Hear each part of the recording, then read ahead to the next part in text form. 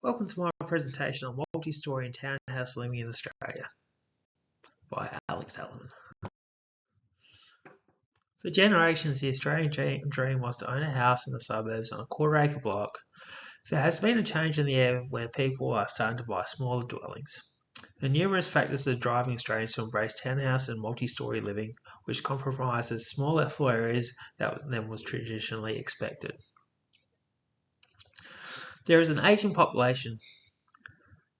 The average age of people in Australia is getting much older, and when people get older, they usually want to move into a smaller dwelling to live in, unless you're my parents when you want to go bigger. Don't ask me why.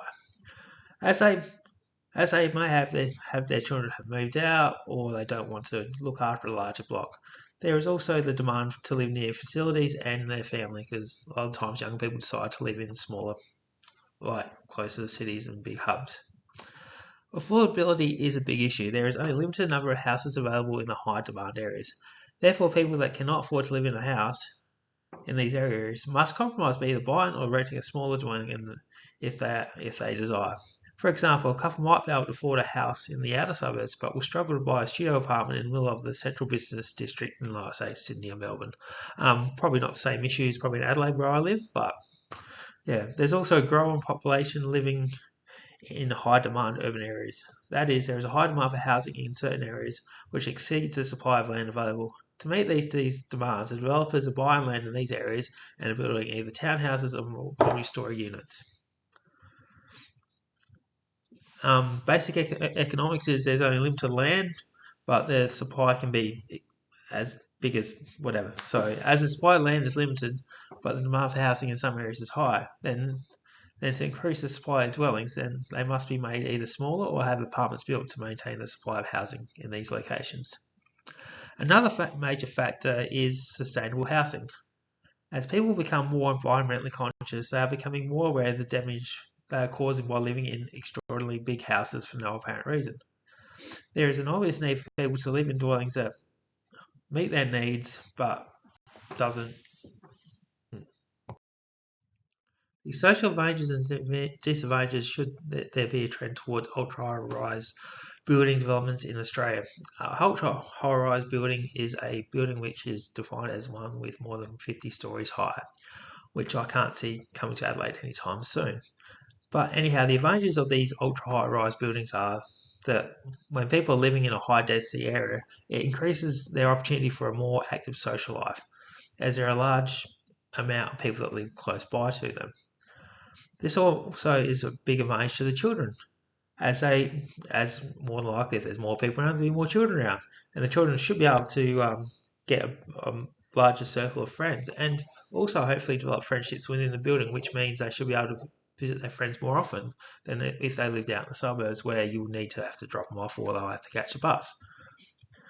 Often these ultra high-rise buildings have recreational activities such as swimming, places to play sport, exercising facilities, and maybe even little gaming rooms and places for the people to hang out with. If there's an active building social community, then there should be an opportunity for the people of the occupants of the building to catch up for different events, and obviously you have different themes throughout the year. I'm guessing, for example, Halloween, Christmas, and other awesome days.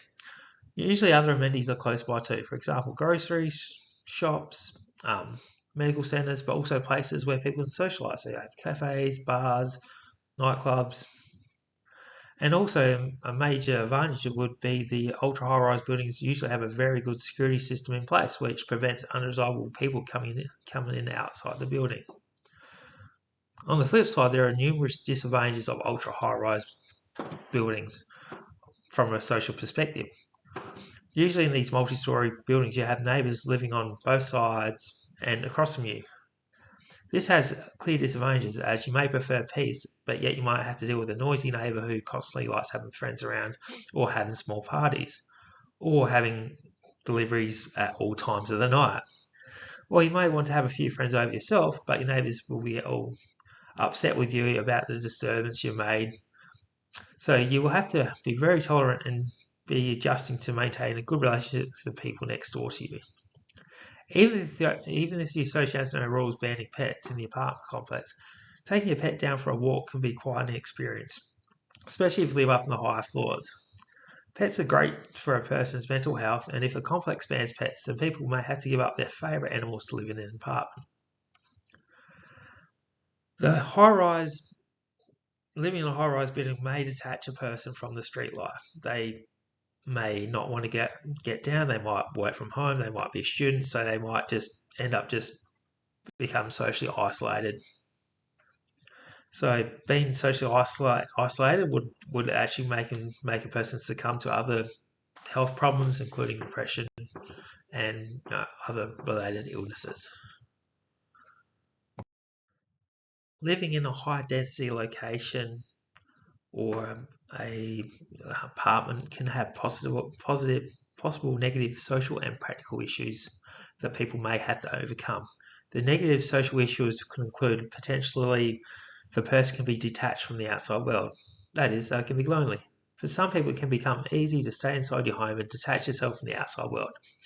Especially in the modern world where a person can get their groceries delivered and will not have no excuse to leave the room. They could easily get Uber Eats for every meal a day. They could do all their laundry inside the place. They probably have no reason to ever leave their apartment. But also, people can have health issues as people are close to facilities and don't need to travel far. This can lead people to be lazy, and this will have other health issues. But depending on whether the building was constructed properly, there could be poor ventilation and sunlight. These are vital for a person's health and well-being. There are also environmental stresses such as noise from neighbours and traffic, poor air quality, and traffic pollution. The practical issues. People living in a smaller living space will have less area to move around than a larger house. The amount of furniture they can fit in will be limited, and the preparation areas for cooking may be limited. When moving into a dwelling, there may be issues when getting their furniture in and out of their apartment. Noisy. Due to being close to neighbours, there may be issues with noise, and if you live close to the ground, there'll be noise from the outside world, including the traffic and even just people walking up down the street. This noise may lead to poor sleep and other associated issues along with that. Leaving the building in case of emergency. If you are disabled or getting on, there may be issues if you need to leave the apartment in a hurry. The higher up you go, the longer it may take for you to leave the structure.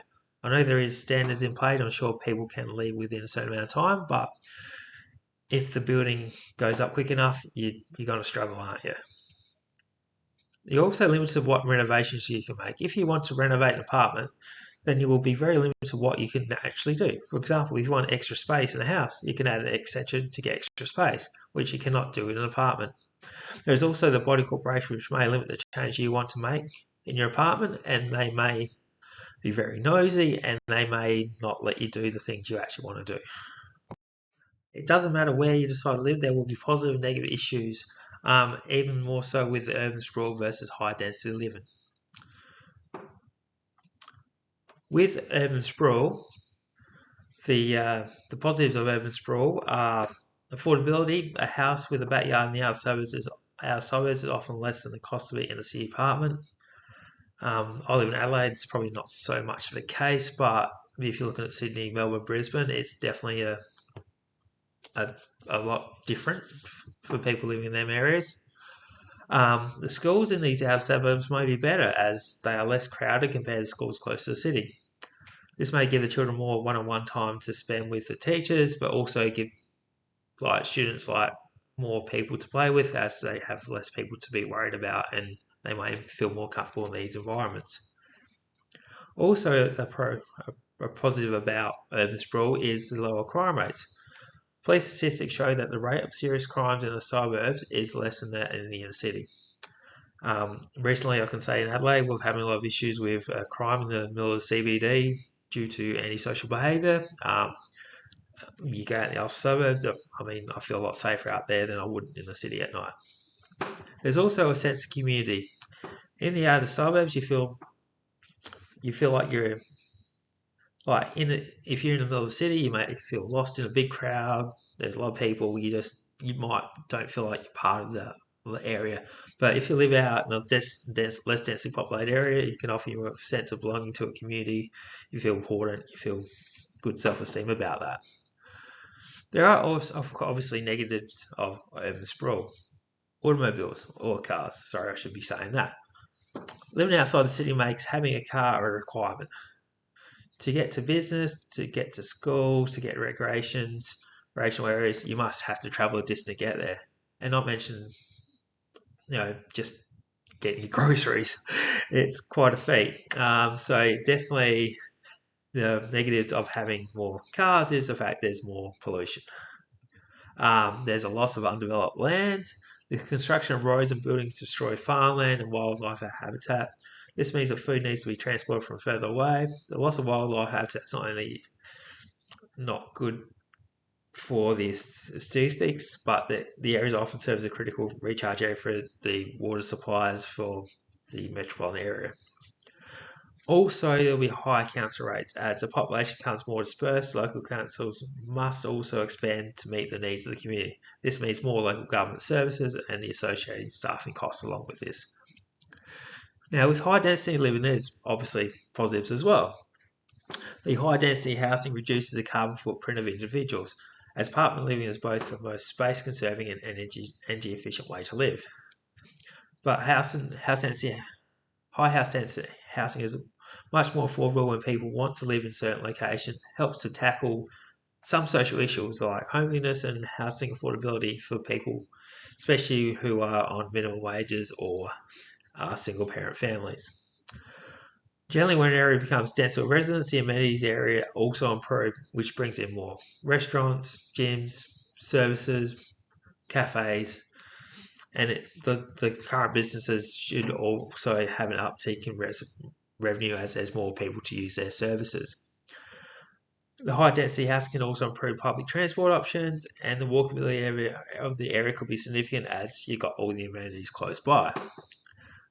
But the negative side of high density living is often to affect the character of a suburb, which means a suburb might have been around for like 50, a couple hundred years. Next thing you know, they built all these high-rise buildings and it's lost the character that once was there. All these large buildings now overshadow the streets.